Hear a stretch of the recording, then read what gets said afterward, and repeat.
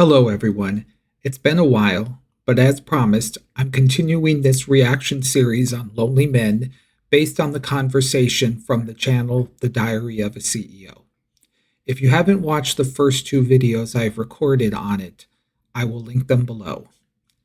Today's segment highlights women's dating standards and men's groups. Considering their already questionable takes on other topics, I expect that Logan and Scott's reactions to this should be interesting. Let's get started. Women say, you've seen these TikToks, over $100,000, that's not unreasonable, and over 6 feet, that's 2.2% of the male population. So where do they fall in love? Where can a man demonstrate excellence? It used to be go to temple, 7 single women, 7 single men, and they kind of paired off and worked it out.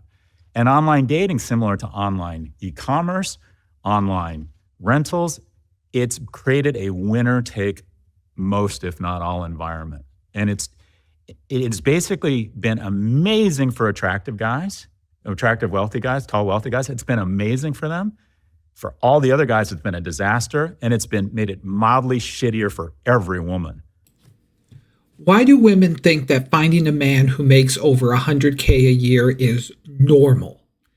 I did a quick Google search and saw that the number, at least here in the United States, varies between 13 to 25%. At best, that eliminates 75% of the population. Then the 6-foot factor turns it into 2% range. That eliminates almost 98% of the male population in the United States. But let's be realistic. Most women have many more expectations than just that. Why would any reasonable man voluntarily put themselves in the position where, at best, they have a 2% chance of even getting a chance to talk to a woman? The math, it doesn't math here. There are so many better uses of a man's time than that. Scott infuriates me with his commentary on this issue. While he is correct that dating is a winner-take-all system, it has always been that way. The difference was that it occurred in multiple small areas. People didn't normally have access to date all over the world. With dating apps, however, women can now chase that top 2%, no matter where in the US, or realistically where in the world they happen to be. The corporations that run these dating apps, they're just monetizing the system that women have created. They aren't the cause so much as just taking advantage of the existing situation. Also, men aren't going to prove their worth to women when there isn't a similar standard on those women. Scott demands that men dance like puppets for the women, while the women are under no expectation to even meet the most basic requirements that men have. Instead, men are just pushing back and saying hell no, or they simply are just refusing to participate in the dating scene entirely. The other part of the paradox is that women are asking men to be more emotionally open, but then they get shamed when they do that. So we have this great quote from Brene Brown where she says, we beg guys to open up, we beg them to let us in, and then when they do, we can't stomach it. And I heard that over and over in my research. There's this quote where a guy says, a woman would rather see me die on the white horse than fall off of it. And so there's this sense that I have to be perfect, I have to be the masculine and the feminine, but I don't have the skills to do that. And women say that they want these guys to be emotional, but as soon as they show emotionality, it can freak those women out. So one guy that I spoke to for this said, I went on a few dates with this woman. At some point, I told her that my mom had had a suicide attempt. And the next day she texted me and said, I'm sorry, I can't see you. I cannot process your emotional trauma for you. And so guys are getting a lot of mixed messages. We want you to be feminine. We want you to support us. But when you do, it freaks us out. And so we don't want that. And digging into the research, and I want to look into this more, I think it's that a lot of women want emotional support. They want you to support them in their emotional journeys, but they're not as ready to have you open up in your emotional journey. Logan directly confirms what so many men already know. Women say they want emotionally available men, but then are immediately turned off by that behavior. The reason is very simple. Women really want a provider. That means he brings in the money and ensures she has everything she needs to be safe and secure. This also extends to physically protecting her and her children if she has them. Whether in the home or outdoors, she wants her boyfriend or husband to defend her if a dangerous situation occurs. That is 100% biological and completely normal. No woman finds it attractive when a man is crying on the ground while someone is running around, you get the drift, popping people. But you have feminists and other progressives feeding this bullshit into women's minds that feminine men are what they want. The moment they are forced to be around those men, however, the biological drive inside of a woman says, no, not a chance. Secondly, she also confirms that women want men to support them emotionally, but they will not provide the same support in return. In her words, it freaks them out. How selfish is that? If women didn't have double standards, they'd have no standards at all. However, playing devil's advocate, I guess it should freak them out. It breaks that illusion that women have towards men that they're romantically interested in. If her dream man is acting scared or confused about something, of course, she's going to lose interest in him gradually. Again, this is biology at work. This isn't this piece of crap philosophy that feminists continue to push, despite everything in biology saying the contrary. You, Coach, it sounds like a lot of both. And first thing I say to men is I ask them, like, would you want to have sex with you? All right? Are you in shape? What do you look like naked? Do you have a plan? You don't have to be rich now, but do you have a plan? Right? Have you found means of being confident? Can you demonstrate kindness and excellence across anything? And the only advice I give women is second coffee. And that is, maybe it wasn't great. I mean, if you don't like the guy and you're just like turned off, fine. But if it was just okay, maybe give it a second coffee. Would I want to have sex with myself? Of course not, because I'm not fucking gay. Maybe Scott should go have sex with himself and stop asking men that question. Now, as for the rest of what he said, it only speaks of entitlement for women. As for men, are you in shape? Do you have a plan?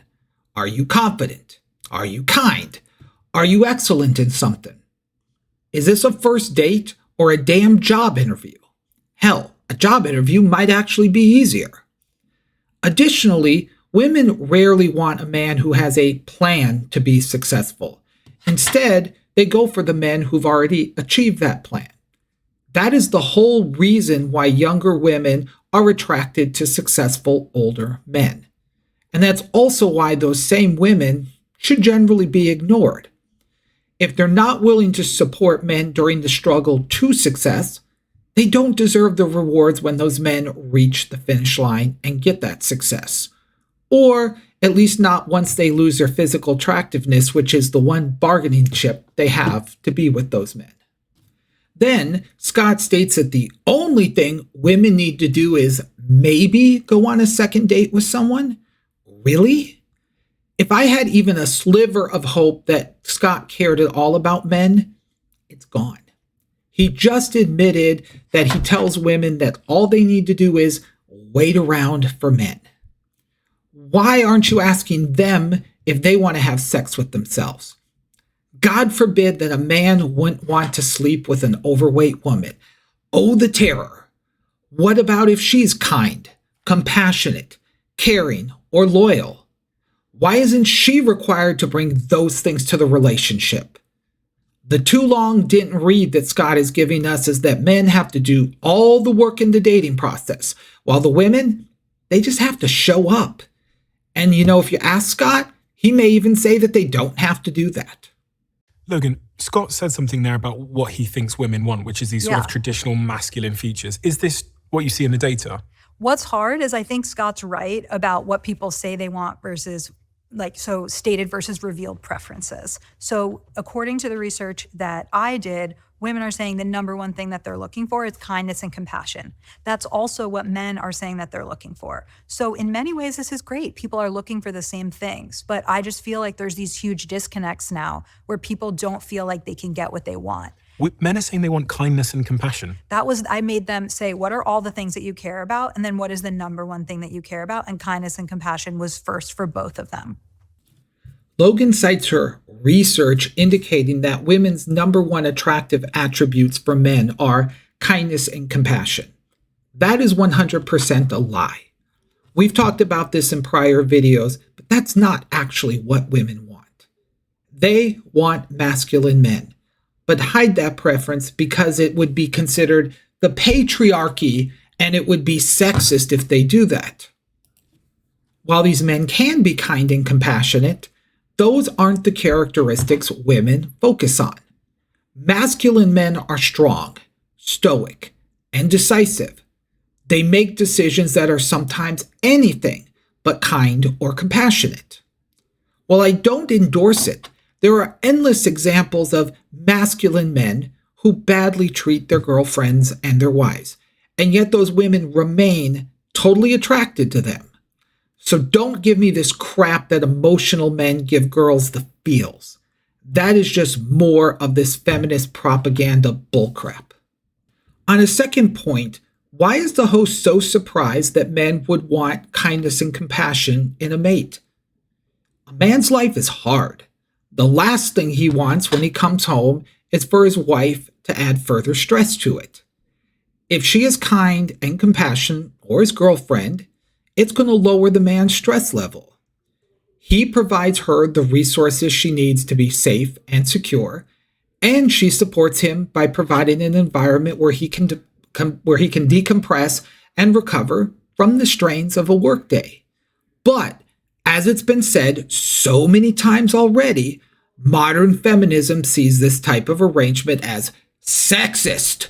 Women should never, ever be kind and supportive of their men. They need to be rude, disrespectful, and demanding. How dare a man expect a woman to provide anything for him? They must grovel at a woman's feet at all times. Roar! I've read is that for women, and I've talked to men about this, number one is they have to signal resources. And we don't like to say it out loud.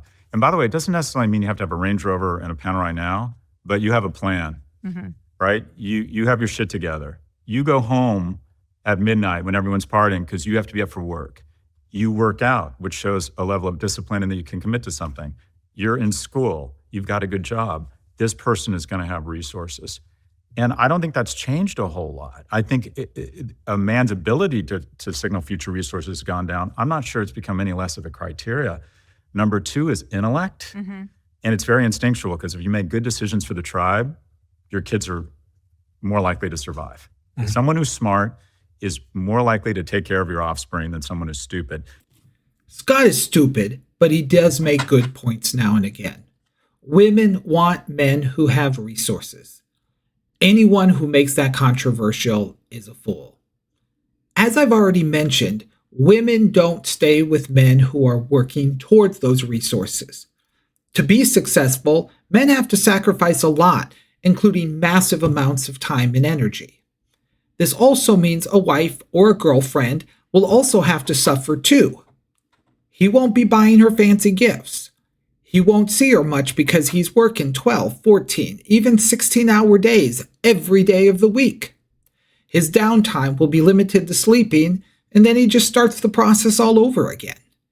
Do you know of any women who care enough about a man to voluntarily join him in that journey? I certainly don't know any now, and thinking back, I don't think I've ever known a woman that would give that kind of a commitment to a man, married or not. As for intellect, it's way down the list of important characteristics for a woman. On its own, it really does nothing for her. Sure, he may be able to carry on an interesting conversation, but does that really translate into some kind of sexual attraction that women are looking for?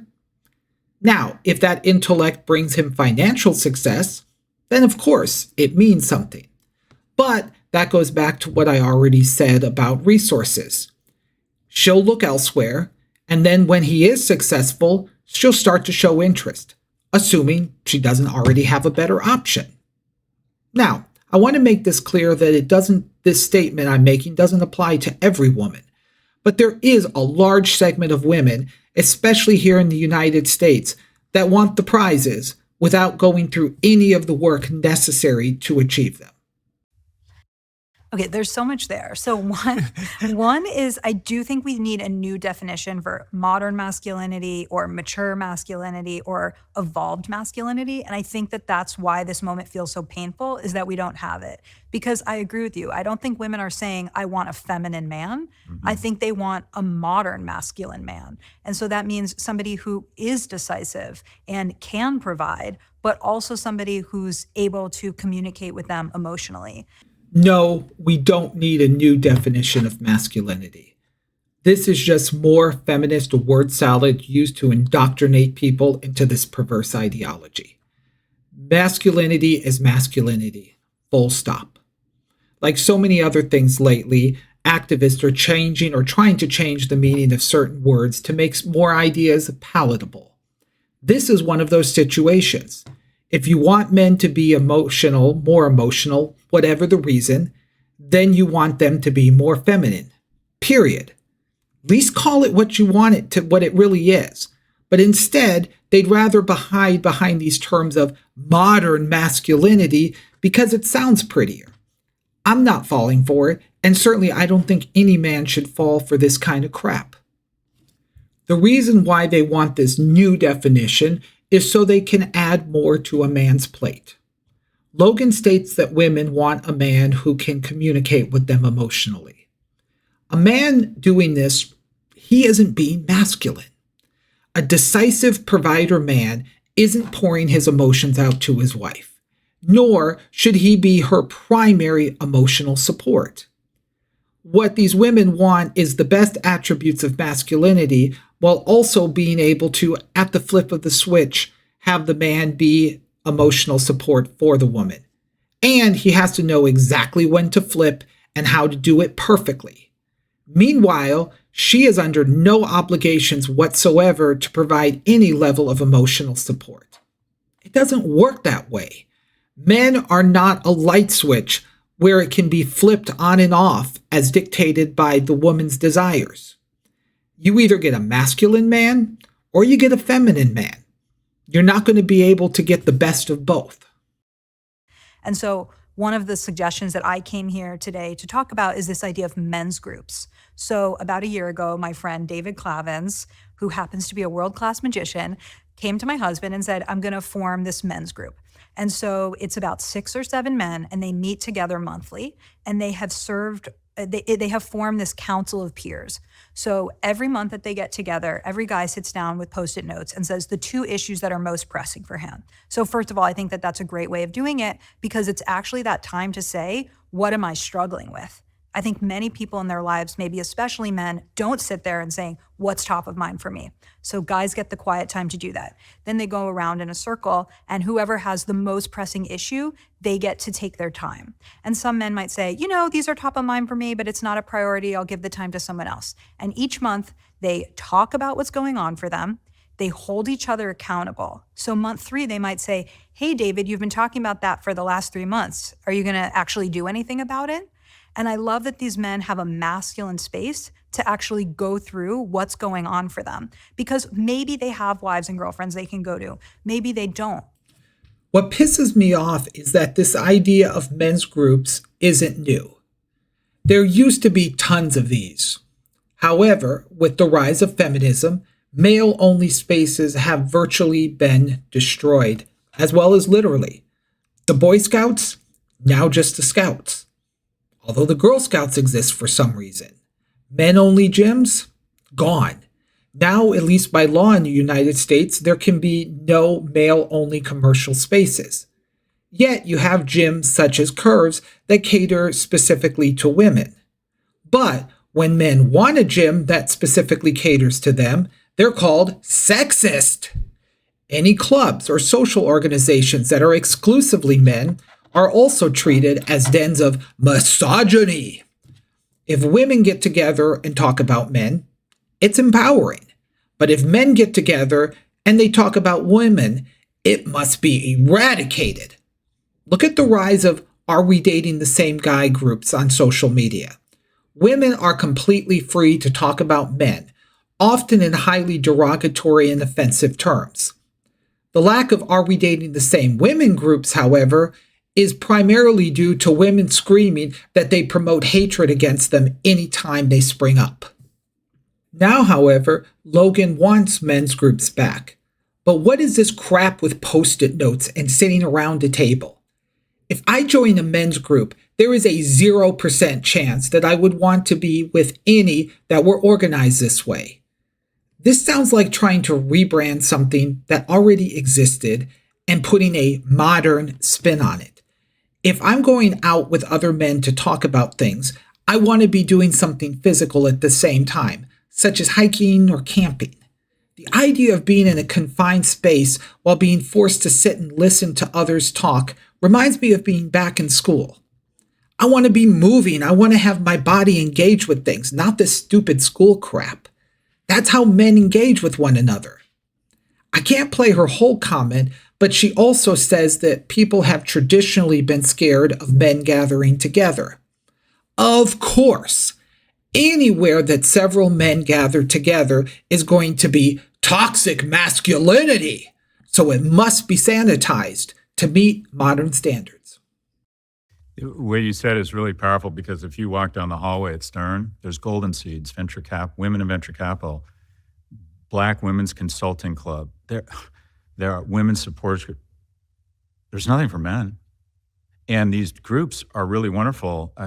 Man Talks is one that I've been looking at where they've said, let's get together and just be supportive of each other.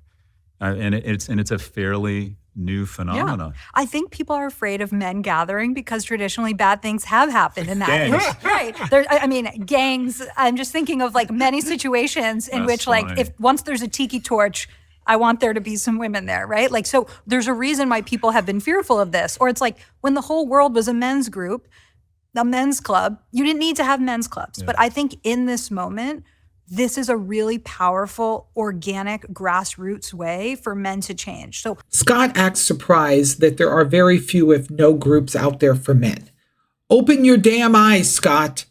Any group that publicly advertises and is for men only is going to automatically be assumed to be trouble. A few years ago, I used Meetup here locally in the US to join an adult kickball league. Of course, the rules were that every team had to be co-ed, with at least 3 women on it. God forbid men can do anything without women, right? The women were also the most challenging. They constantly showed up late, they barely showed up at all sometimes, and they put the least effort into learning the skills of the game. Despite this, the league remained firm that women had to be on the team. What do you think would happen if someone countered that by starting a men's-only kickball league? As soon as the feminists found out, they would be screaming about it being sexist and hateful. That's why the men's groups that do exist out there, they keep a very low profile to avoid not only drawing attention to themselves, but also drawing controversy. As for Logan's response, well done, Logan. You almost went a full hour without bringing race or politics into the conversation. Alas, you couldn't resist pulling that trigger, could you? She has no business claiming men's groups as being a new idea, although I will admit that it is one of the few good ideas that's come out of this conversation so far. However, she couldn't just leave that idea on its own, could she? She had to qualify that men's groups are still dangerous by insinuating that if left unchecked, they're all going to grab their tiki torches and start doing bad things. Now, of course, because of Daddy YouTube, I can't really say what she truly means, but I think you all get the drift. So men's groups are fine, but only if they're monitored in some capacity. I assume it will be the women who monitor them to ensure that the men only talk about certain approved messages. Isn't that right, Logan? It is hard as a young man to share how you feel with other young men, even if they're like your best friends. It's so much easier just to roast each other. Yeah. Like my group chat with my guys Yeah. is probably a little bit more advanced in terms of emotional openness, but most of it's just like a war zone. We're like criticizing each other, attacking each other, but that's kind of our way of showing love. And then you'll have once every 2 weeks, someone will be going through something. So like one of my friends now, they've just found out that there's a complication with the pregnancy and the tone shifts and we all become supportive. But my girlfriend tells me how rare that is, that we have this space where we'll talk about our emotions and how we're feeling, and we'll switch from like trying to kill each other in the most like funny way to being really, really emotionally supportive. A lot of men don't have that. Well, it's so funny that you said that, because my husband's really funny and so are some of the other guys in the group. And they actually had to talk about how they needed to be less funny because the humor was becoming a distraction. And somebody brought up, you know, in their own male way, like, I think that sometimes we're about to go deep and then someone makes a joke. And even though that joke was really good, we don't go back to where we were and we don't go as deep. So they actually work on being less funny in that group. The host mentions that in the group chat he has with his close friends, that they spend most of the time roasting one another. This chat's exclusively men. That's typical male behavior, regardless of the environment. In my current job, my work group is composed entirely of men, including my boss. Our daily status calls sound like a roasting session as we're constantly teasing and heckling one another. To an outsider, it would appear that we hate each other, but it's just part of our normal interactions. Now, I don't consider my coworkers to be my friends, but the fact that I can interact with them in this way, it makes the work environment far more manageable, and it keeps the stress level at least under control. Even when I often talk with men, maybe for the first time, it usually involves a bit of light roasting, often at my own expense. It just is the way we interact with one another. There's nothing surprising or bad about it. As for this men's group that Logan's husband is a part of, the more she describes it, the less appealing it sounds, at least to me. In a part of the video that I clipped, she says that therapists are not able to help men in the way that men can help other men. That may be true, but I find that ironic as this men's group sounds more like a group therapy session and not one that appears to be helpful at all. Do I really need someone dictating that I have to be less funny and be super serious because it may bother other people in the group? Maybe I just won't attend instead. I have a suspicion, however, that it isn't a man talking, but rather that's one of the women that's using a man in the group to influence the direction that the conversation goes. I guess we'll never know, but that's certainly my take on it. Well, we've come to the end of another 20 minutes, and as always, Logan and Scott provide us with a wealth of worthless propaganda. Key takeaways are: men need to do almost all of the work in dating, while women need to do something, maybe. Also, groups specifically for men to discuss their issues are great, but only if they're closely monitored to ensure that they don't become sexist, misogynistic, or radicalized. Ooh, another hour and a half of this? I committed to it, so I'll see it through. But considering the crap that they're spewing, I might need to start drinking to get through this. I guess we'll see. As always, if you like this content, please subscribe so you'll know when the next video will post. I hopefully plan to have it this weekend. As always, like and share this with anyone who might enjoy the content. Please check out the other videos on my channel, and I will see you all in the future. Take care.